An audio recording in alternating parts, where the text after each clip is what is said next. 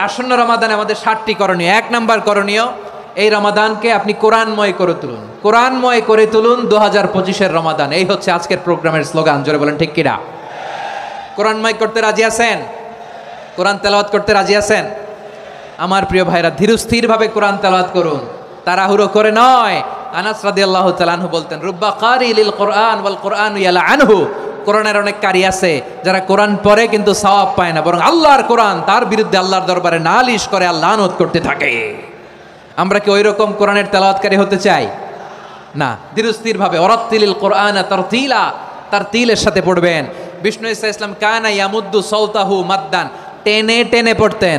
আলহামদুলিল্লাহি রাব্বিল আলামিন আর রহমানির রহিম মালিকি ইয়াউমিদ্দিন ইয়্যাকা না'বুদু ওয়া ইয়্যাকা নাস্তাঈন ইহদিনাস সিরাতাল মুস্তাকিম সিরাতাল লাযীনা আন'আমতা আলাইহিম গায়রিল মাগদুবি আলাইহিম ওয়ালাদ-দাল্লিন। পড়েন আমিন।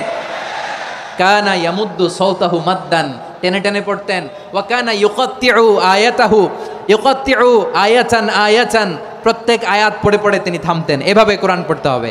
আমাদের অনেক মা বোনেরা আজকের এই চাঁপাইনবাবগঞ্জের প্রোগ্রামের অনেকগুলো মহিলা প্যান্ডেল আমি ল্যান্ডিং করার সময় দেখেছি। আমার অনেক বোনেরা ওনারা কোরআন খতম করতে যে এমনভাবে তেলাওয়াত করেন, কোরআন তেলাওয়াতের আদব আর অবশিষ্ট থাকে না। আমরা তার তিলের সাথে তেলাওয়াত করব, যেমনটি আমি পড়ে শোনালাম। বিষ্ণু ইসলাম প্রতি আয়াত শেষে থামতেন, টেনে টেনে পড়তেন, তার তিলের সাথে পড়তেন, সুর করে পড়তেন। মানলাম ইয়াতাগান্না বিল কোরআন ফালাইসা মিন্না, যে সুর করে কোরআন পড়ে না সে আমার উম্মত হতে পারে। জাইনুল কোরআন বিআসওয়াতিকুম, বিষ্ণু বলেন সুর করে কোরআন পড়বা। অনেকে কোরআনের খতম তুলবার জন্য কোরআনরে একেবারে খতম করে দেয়, এরকম আছে না নাই? কোরআনের খতম তোলার জন্য কোরআনরে কি করে? একেবারে খতম করে দেয়। না, আপনি ধীরস্থিরভাবে পড়ে যদি খতম দিতে পারেন মাশাআল্লাহ, না পারলে যতটুকু পারেন পড়বেন। এরপর অনুবাদ পড়ার চেষ্টা করবেন, তাফসির পড়ার চেষ্টা করবেন। খতম কোরআনে রমাদানের 1 খতম দেওয়ার একটা সহজ পদ্ধতি হচ্ছে, রমাদানের প্রতি নামাজের পরে 4 পৃষ্ঠা। প্রতি নামাজের পরে কয় পৃষ্ঠা? 4 পৃষ্ঠা। তাহলে 5 ওয়াক্তে 4 পাঁচা 20 পৃষ্ঠা। হেফজে কোরআনগুলো 20 পৃষ্ঠা 1 পারা। এভাবে 30 দিনে আপনার 1 খতম হয়ে যাবে। আমরা যেন তার তিলের সাথে বিশুদ্ধভাবে কোরআন তেলাওয়াত করতে পারি, আল্লাহ তৌফিক দান করুক। পড়েন আমিন। 2 নাম্বার করণীয়, ধীরস্থিরভাবে তারাবির সালাতগুলো যেন আমরা আদায় করি। তাড়াহুড়ো করবেন না আল্লাহর ওয়াস্তে, তাড়াহুড়ো করবেন না, তাহলে কোরআন আমাদের জন্য বদদোয়া করবে। তাড়াহুড়ো করবেন তারাবির নামাজে। তারাবির নামাজ সালাতুত তারাবিহ মানে বিশ্রামের নামাজ। আর আমরা পড়ি সলাতুল কিতার, রেলগাড়ির মতো নামাজ। চিল্লায় বলেন ঠিক কিনা? না, এরকম করবেন না। ইমাম সাহেবদেরকে আশ্বস্ত করুন যে ইমাম সাহেবরা আমরা পিছনে আসি আপনাদের সাথে, আপনি আস্তে আস্তে পড়েন, তার তিলের সাথে পড়েন, ধীরস্থিরভাবে তারাবির সালাত পড়বেন। সারা বছর এই সুযোগ হয় না দাঁড়িয়ে কোরআন শোনার, এরকম আয়োজন ব্যবস্থাপনা সারা বছর আর আমরা পাই বলেন তো? না। তারাবির সালাতের রাকাত বিতর্ক এড়িয়ে চলুন। রাকাত নিয়ে বিতর্ক করবেন না। 8 রাকাত 20 রাকাত নিয়ে যে মারামারি এই দেশে, এটা শয়তানের ফন্দি। চিল্লায় বলেন এটা কার ফন্দি? আমরা 20 রাকাত পড়ি, আপনারা হয়তো 8 রাকাত পড়েন, কোনো অসুবিধা নাই। আমরা যারা 20 রাকাত আমরা পড়তেছি, আমরা 20 রাকাতের কথাই বলি। 20 রাকাত আমরা পড়বো আজীবন।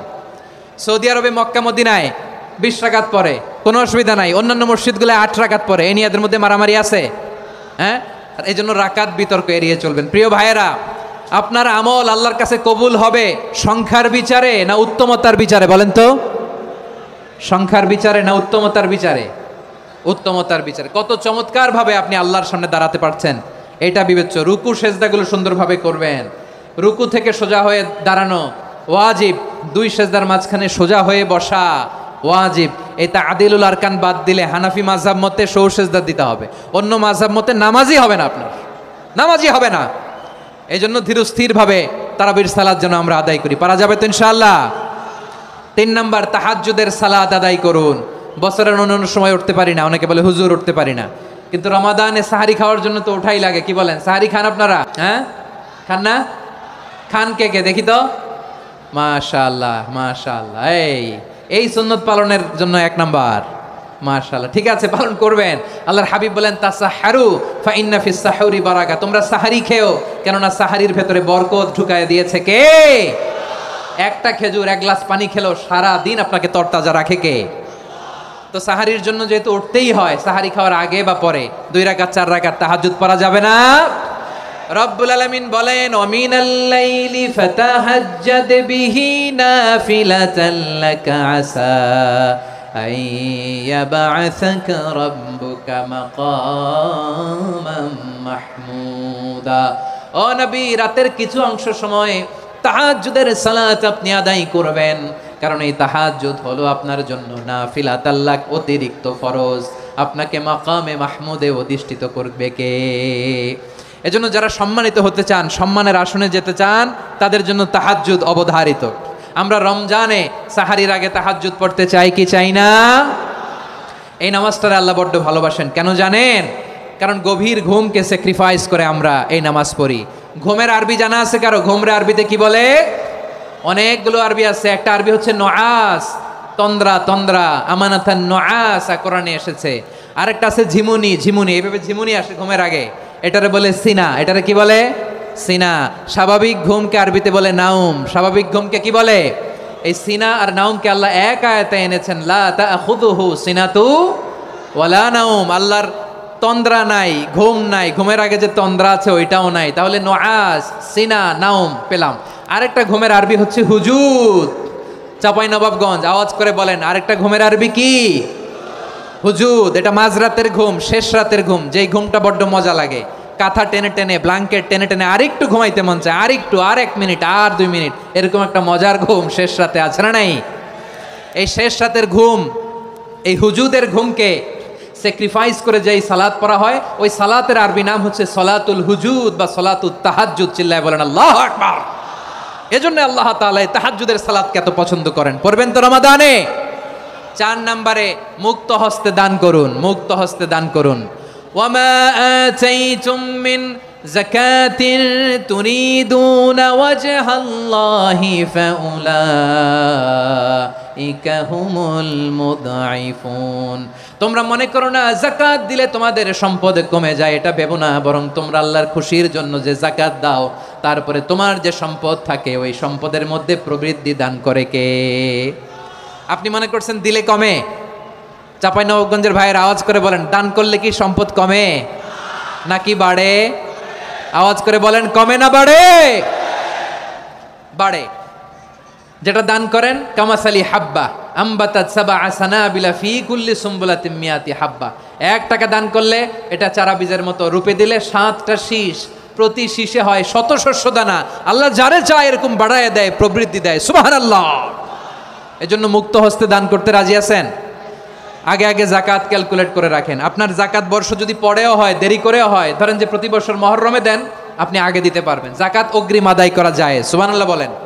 বিষ্ণু ইসা ইসলাম রমাদানে এত দান করতেন, কানা আজওয়াদান নাস, কিন্তু রমাদানে আজওয়াদুন নাস আজওয়াদু বিল খাইরি মিনার রিহিল মুরসালা। প্রবাহিত বাতাসের চেয়ে বিশ্বনবী আরও বদান্যতা বেড়ে যেত। প্রবাহিত বাতাস যেমনি সবাইরে বাতাস দেয়, আস্তিক নাস্তিক মুমিন কাফির সবাইকে শীতল করে দেয়, তেমনি নবীজির রমাদানের দান ছিল এমন, কেউ নবীর কাছে চেয়ে ফিরে গিয়েছে এর নজির নাই। জোরে বলেন সুবহানাল্লাহ। রমাদানে দান করব, ইফতার শেয়ার করব। কাউকে ইফতারি করালে সারাদিন রোজা রেখে তার যে সওয়াব, আপনি ইফতার করানোর কারণে আপনার আমল নামায় ওই সওয়াব আল্লাহ ঢুকাই দিবেন। পড়েন সুবহানাল্লাহ। সাহাবারা বললেন, নবী আমরা গরিব মানুষ, ইফতারি খাওয়ানোর পয়সা নাই। আল্লাহর হাবিব বললেন, ওয়ালাউ বিমাজকাতি লাবান, 1 ঢোক দুধ, ওয়ালাউ বিতামরা, 1টাও খেজুর, ওয়ালাউ বিশারবাতিমা, 1 ঢোক পানি খাইয়েও যদি কারো রোজা ভাঙাও, তারপরে ওই সওয়াব তোমার আমল নামায় দিবে কে? তাহলে মুক্ত হস্তে দান করুন, 4 নাম্বার। 5 নাম্বার হচ্ছে কদর তালাশ করুন, রমজানের সবচেয়ে দামি সময়। বিষ্ণু বলেন, মান হরিমা খাইরাহা ফাকাদ হরিম, যে কদর মিস করলো সে সব মিস করলো, হি ইজ দ্য লুজার। আচ্ছা বলেন, এই বরকতের মাসে আমরা কি লুজার হতে চাই না গেইনার হতে চাই? সবাই বলেনি, বলেন এই রমাদানে আমরা লুজার হব না গেইনার হব? ইন্না আনজালনাহু ফি লাইলাতিল কদরি ওয়া মা আদরাকা মা লাইলাতুল কদর লাইলাতুল কদরি খায়রুম মিন আলফি শাহর। পড়েন আল্লাহু আকবার। লাইলাতুল কদরি খায়রুম মিন আলফি শাহর, হাজার মাসের চেয়েও সেরা। 1000 মাসে হয় 83 বছর 4 মাস। 83 বছর 4 মাস টানা ইবাদত করলে যেই সওয়াব, কদরের রাতে ইবাদত করলে অতটুকু সওয়াব আপনি পাবেন, আল্লাহ সেটা বলে নাই। আল্লাহ বলে তার চাইতে বেশি সওয়াব দিয়ে আপনার আমলনামা ভরে দিবে কে? কদর যেন মিস না হয়। 21, 23, 25, 27, 29 নাকি খালি 27? আপনারা কি খালি 27? হ্যাঁ না, ফালতামিসু ফিল আশরিল আওয়াখিরি ফিল মিনাল ভিতরি, রমজানের শেষ দশকের বেজর রাতগুলোকে কদর হিসেবে তালাশ করো। আল্লাহর হাবিব সাল্লাল্লাহু আলাইহি ওয়াসাল্লাম শেষ 10 দিন টানা ইবাদত করতেন, টানা ইবাদত। ইদা জাআল আশরু আহিয়াল লাইলা আইকাযা আহলা ওয়া জাদ্দা ওয়া শাদ্দাল মিজার, সারা রাত জেগে ইবাদতের নজির নবীজির নাই, শুধু রমজানের শেষ দশক ছাড়া। সুবহানাল্লাহ বলেন। নিজেও ঘুমাতেন না, ফাতেমা রাদিয়াল্লাহু তাআলা আনহু, আলী রাদিয়াল্লাহু তাআলা আনহু কাউকে ঘুমাতে দিতেন না, সবাইকে জাগিয়ে তুলতেন। আমরা সারা রাত জেগে ইবাদত করব, রাজি আছেন তো? কদর যেন আমাদের মিস না হয়। আজকে থেকেই ক্যালেন্ডারে মার্ক করে রাখেন, সব কাজ পেছনে ফেলে, সব ব্যস্ততাকে পেছনে ফেলে ইবাদতের জন্য আমরা প্রস্তুত থাকবো কদরের রাতে। কোনোভাবে কদর যেন আমাদের মিস না হয়, ইনশাআল্লাহ। বলেন তো সবাই। 6 নম্বরে পারলে ইতিকাফ করবেন। আল্লাহর হাবিব সাল্লাল্লাহু আলাইহি ওয়াসাল্লাম প্রতি বছর 10 দিন ইতিকাফ করতেন।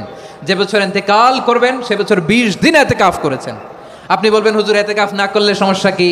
আমার নবী একটা ইবাদত সারা জীবনেও ছাড়ে নাই, আর আপনি জীবনে একবারও করেন নাই। এবার হিসাব আপনার কাছে, হিসাব আপনার কাছে। না পারলে অন্তত রাত্রিবেলাগুলো মসজিদে কাটাবেন, পারবেন তো ইনশাআল্লাহ?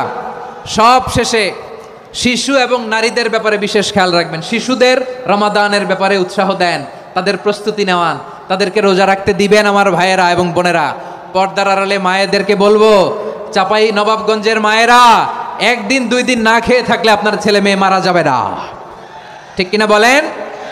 ওদেরকে উৎসাহিত করেন, ওদের ছোট্ট যারা রাখতে দেন, বলেন যে বাবা সকাল থেকে দুপুর পর্যন্ত না খেয়ে থাকলে তোমার অর্ধেক রোজা, এরকম 2 দিন অর্ধেক মিলে তোমার 1 রোজা। এরকম আমি কত রোজা রাখছি ছোটবেলায়, কোনো হিসাবই নাই। আমার দাদি বলতো সকাল থেকে না খেয়ে দুপুর 12টা পর্যন্ত রাখলে নাকি অর্ধেক হয়, এরপরের দিন অর্ধেক, 2 অর্ধেক মিলে 1 রোজা। এটাতে আসলে রোজা হয় না, কিন্তু তাকে উৎসাহ দেয়া। ইফতার প্রোগ্রামগুলোতে নিবেন আমাদের বাচ্চাদেরকে, দেখবেন যে ওর ক্ষুধা লাগতেছে, খায় না, কারণ কেউ খায় না। একজন আজান দিচ্ছে, সবাই খেজুর নিয়ে ইফতার করতেছে।